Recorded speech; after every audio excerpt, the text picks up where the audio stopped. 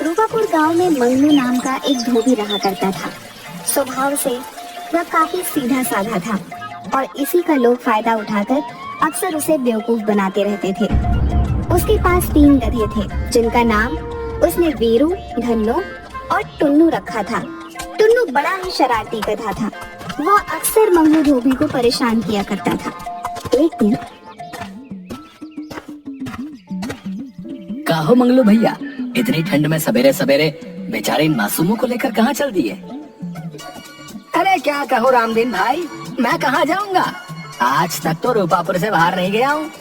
वही मियाँ के दौड़ मस्जिद तक नदी किनारे जा रहा हूँ। आज बहुत कपड़े हैं धोने के लिए। अब वो तो सब ठीक है मंगलू भाई, लेकिन ये बताओ, अपने तो 4-4 कपड़े और स्वेटर पहने हुए हो, लेकिन इन बेचारे गधों का क्या दोष है? इन्हें तुम इतना सवेरे ठंड में नदी किनारे क्यों ले जा रहे हो भाई? ये अगर नहीं जाएंगे तो मेरा काम कैसे होगा? उतना कपड़ा मैं कैसे धोकर लाऊंगा? परंतु हाँ, तुमने अच्छा सुझाव दिया है। मैं कल ही शीला से बोलूंगा कि इन सभी के लिए स्वेटर बन दे, ताकि ये लोग और अच्छे से काम कर सकें। अरे मालिक, ये आपको बेवकूफ बना रहा है। हम गधों को ठंड नहीं लगती, आपको गधा बना रहा है मालिक। अरे टुन्नू, तू भी क्या गधे जैसी बातें कर रहा है? अपने आप को बेवकूफ साबित कर रहा है। बोल के गधा नहीं, मालिक आपको उल्लू बना रहा है। सही जा रहे हो दोस्त, बिल्कुल सही जा रहे हो। एक गधा दूसरे गधा को गधा बना रहा है। अरे वीरू, तुम भी तो अपने आप को गधा ही साबित करने पर तुले हो। गधे जैसी बात करने की जगह उल्लू जैसी बात कर रहे हो। इस तरह तीनों गधे वीरू, धन्नो और टुन्नू आपस में बात करते हुए नदी किनारे पहुंच जाते हैं। मंगलू उनके पीठ पर से कपड़े उतारकर एक एक कर धोने लगता है। साधु बहुत देर तक देखता है कि मंगलू तन मन से इतनी ठंडी में मेहनत कर रहा है। उसका काम और लगन देख साधु प्रसन्न हो जाता है। इतनी सुबह सुबह जब लोग इस ठंड में घर में कंबलों में दुबके पड़े हैं, तुम यहाँ नदी किनारे पानी में कपड़े धो रहे हो। क्या तुम्हें ठंड नहीं लगती? लगती है ना महाराज, ठंड तो हमें भी लगती है, लेकिन क्या करें, इतने कपड़े हैं कि धोते धोते 12 बज जाएंगे, इसलिए सुबह ही कपड़े धोने निकल लिए। तुम्हारी अपने काम के प्रति मेहनत और लगन देखकर मैं बहुत प्रसन्न हुआ। तुम कोई भी एक वरदान मांगो, तुम्हारी वो इच्छा मैं पूरी करूंगा। महाराज, मुझे लोग कहते हैं कि मैं बेवकूफ हूँ। अगर मैं आपसे वर मांग लिया तो मेरी पत्नी नाराज हो जाएगी, इसलिए मैं पत्नी से पूछकर ही वर मांगूंगा। ठीक है, तुम्हारा ये वरदान मुझ पर उधार रहा। तुम जब चाहो मुझे याद करके मुझसे वरदान मांग सकते हो। इतना कहकर साधु वहाँ से चला गया। मंगलू धोबी अपने काम में लग गया। सारे कपड़े धोने के बाद मंगलू अपने तीनों गधों के पीठ पर कपड़ा लादकर अपने घर पहुँच जाता है। शीला, अरे ओ शीला, अरे कहाँ गई? लो, मैं सारा कपड़ा धोकर ले आया हूँ, इसे मैदान में फैला कर सुखा दो। हाँ हाँ आई। दिन रात गधे जैसा खटते रहती हूँ, फिर भी मन लायक खाना तक नसीब नहीं होता। ऊपर से तुम्हारे जैसा बेवकूफ पति भगवान ने दे दिया है। देखा धन्नो, मालकिन हम लोगों की बड़ाई कर रही है। बोल रही है कि गधा जैसा खटती है, यानी हम लोग बहुत काम करते हैं। हाँ, कभी कभी भुलाए हुए गधे जैसा मार भी पड़ता है। गधे जैसा खटने से याद आया, रामदीन भाई कह रहे थे कि इन तीनों को ठंड में स्वेटर बनवा देने के लिए। बेचारे कितने खटते हैं। मैं ऊन ला दिया हूँ, तुम इनके लिए स्वेटर बुन दो। हे भगवान, मैं आपका क्या बिगाड़ी थी जो इतना बेवकूफ पति मुझे ही दे दिए। आज तक किसी गधे को तुमने स्वेटर पहने देखा है? ओ तरीके, मुझे तो ये ध्यान में ही नहीं आया। दुकानदार मुझे बोल ही रहा था कि ऊन तो ले जा रहे हो इन गधों के लिए, लेकिन मैं वापस नहीं करूंगा, सोच समझ कर लो। मैं तो उसी समय मालिक से बोल रहा था मालकिन कि रामदीन आपको बेवकूफ बना रहा है, लेकिन मालिक हम गधों की भाषा समझ ही नहीं पाते। ऊपर से ढेंचू ढेंचू करने पर मुझे 2 डंडे भी मार दिए।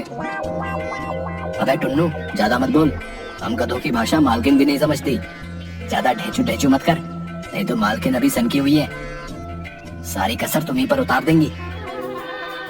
अरे इस पर गुस्सा उतारे तब तो ठीक ही है, लेकिन इसके चलते हम बेकसूर भी मारे जाएंगे। सब खड़े खड़े मुंह क्या देख रहे हो, जल्दी जाओ और दुकानदार से ऊन वापस कर पैसे लेकर आओ। अगर तुम आज पैसे लेकर नहीं आए तो तुम्हारी खैर नहीं। मंगलू धोबी उल्टे पैर वापस बाजार जाता है।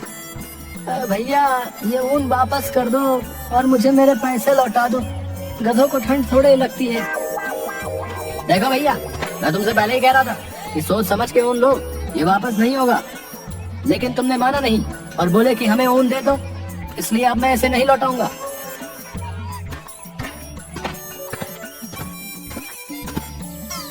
मंगलू धोबी ऊन लेकर वापस घर पहुंचता है।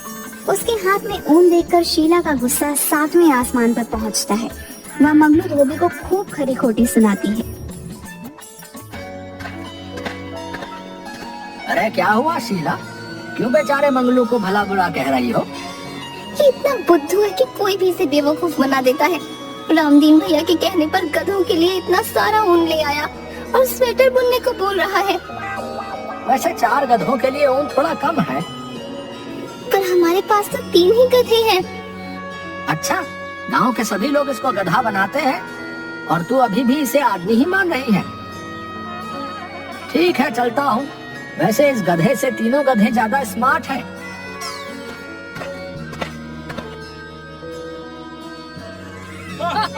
मुखिया जी के साथ सभी आदमी मंगलू धोबी की बेवकूफी पर हंसते हुए चले जाते हैं।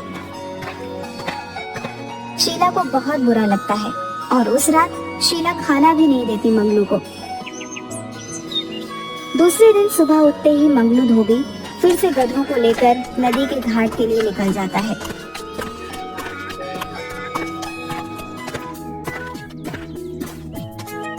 क्यों भाई, गधों को स्वेटर नहीं पहनाया है क्या? क्यों सवेरे सवेरे मजाक उड़ा रहे हो भैया? वैसे ही कल तुमने ऊन नहीं लौटाया, इस कारण मुझे रात में खाना तक नसीब नहीं हुआ। ऐसे ही मेरा मन खराब है। इन गधों के चलते मैं हमेशा सबसे सुनता रहता हूँ। देख रहे हो ना वीरू भैया, मालिक अपना दोष हम गधों पर लाद रहे हैं। क्या करोगे टुन्नू, हम गधों की किस्मत में गधों जैसा ही जीना और गधों जैसा ही मरना लिखा है। देखो मंगलू भाई, मैं एक सुझाव दे रहा हूँ, अगर ठीक लगे तो कर लो, नहीं तो इन गधों के जैसे जिंदगी भर जीना पड़ेगा। हाँ भैया बताओ ना, हम भी इस गधे जैसी जिंदगी से तंग आ गए हैं। दिन भर काम करो, शाम को जाकर बीवी से डांट सुनो, बस यही जिंदगी रह गई है। तो सुनो, इन गधों को बेचकर एक बड़ा सा वॉशिंग मशीन ले आओ। उसमें तुम्हें कपड़ों को धोने में मेहनत भी नहीं पड़ेगी और ना ही सुखाने में, बल्कि जो टाइम मिलेगा उसमें तुम दूसरे काम भी कर सकते हो। कब तक बेवकूफ बने रहोगे? होशियार बनो, होशियार, समझे? बात तो पता क्या कह रहे हो भैया, मैं आज ही इन्हें बेचकर शहर से वॉशिंग मशीन लेकर आता हूँ। वैसे भी काम करते करते अब मैं थक चुका हूँ। वीरू भैया कह दो इनसे हमें बेचने की कोशिश ना करें, मैं तो लत्ती उलत्ती मार दूंगा तो फिर ना कहना।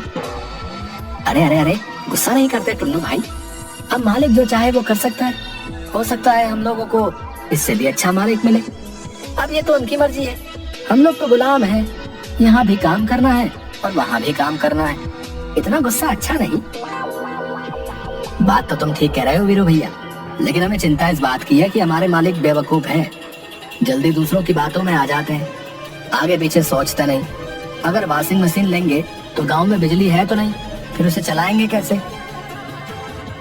मंगलू धोबी बिना सोचे समझे ये सोच कर कि दुकानदार की बातों में दम है, अब हम भी मॉडर्न धोबी बन जाएंगे और कम समय में बिना ज्यादा मेहनत की ज्यादा से ज्यादा पैसा कमाएंगे।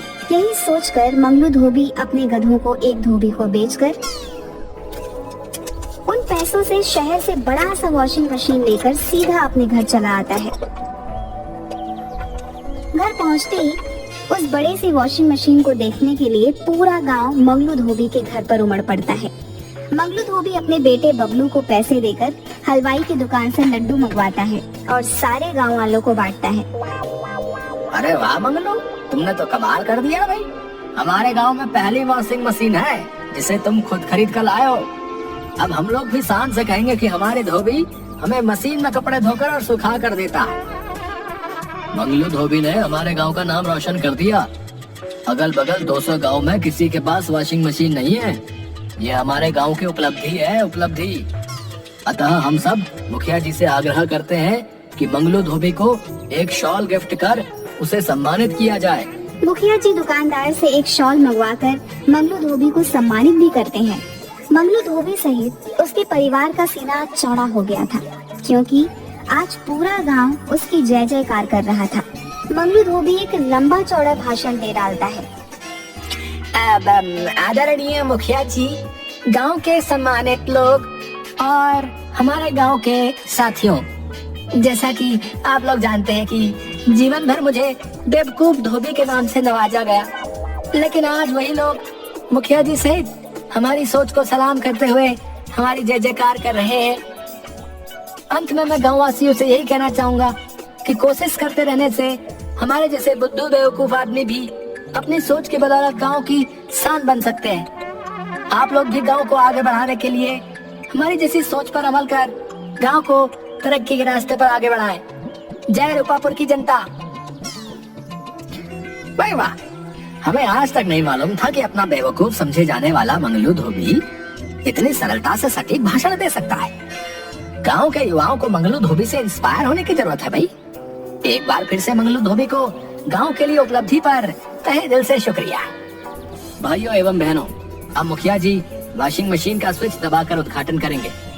कृपया आप लोग जोरदार तालियों से मंगलू धोबी की इस उपलब्धि का स्वागत करें। ला भाई, एक नारियल पहले फोड़ दो, उसके बाद स्विच ऑन कर वॉशिंग मशीन चलाएंगे। 1 मिनट रुक जाइए मुखिया जी, हम सब वॉशिंग मशीन गांव में आने की खुशी में ये भूल गए कि हमारे गांव में तो बिजली अभी आई ही नहीं है, तो फिर वॉशिंग मशीन चलेगी कैसे? अभी तक जो मुखिया जी और गांव वाले मंगलू धोबी को जो सर आंखों पर उठाए हुए थे, अब उसे महाबेवकूफ, बुद्धू, न जाने क्या क्या उपाधि देकर उसे भला बुरा भी कहने लगे। शीला खटिया पर बैठी सर को पकड़े अपनी पति की बेवकूफी पर उसी को कोस रही थी। भाई, गधा जब घोड़ा बनने की कोशिश करता है तब ऐसे ही सब लोगों के ताने सुनने पड़ते हैं, समझे? मंगलू भाई, एक सुझाव और मान लो, गांव में बिजली ला दो। मंगलू भाई संभल कर, ये मजाक कर रहा है। क्या हुआ शीला, तुम सर पकड़ कर क्यों बैठी हो?